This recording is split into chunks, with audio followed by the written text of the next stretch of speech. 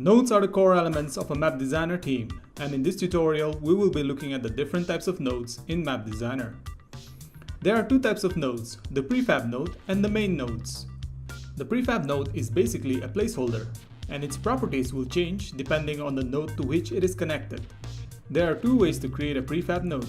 The first one is to simply click on the Create Prefab button in the main menu. This will create an empty prefab node, and you can assign a prefab object by choosing it from the source.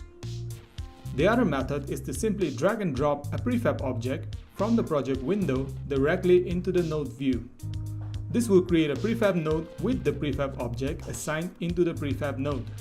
You can also select multiple prefab objects and drag them together to create individual prefab nodes for each prefab object. For main objects, you can create them from the menu by clicking on the respective node type.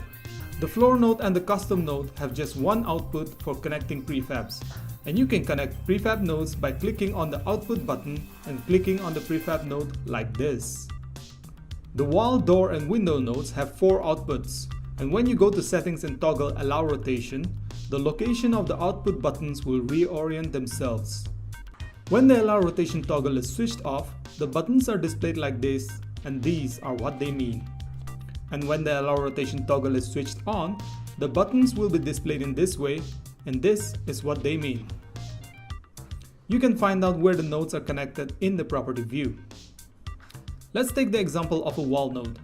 A wall designed in an isometric 2D environment will have 4 sets of walls, namely top left, top right, bottom right, and bottom left.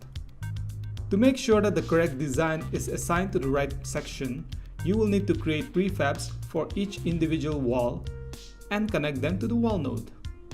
The same method can be used for other objects such as windows or doors. I hope this tutorial gave you a better understanding of nodes, and I hope to see you again in the next tutorial. Thank you.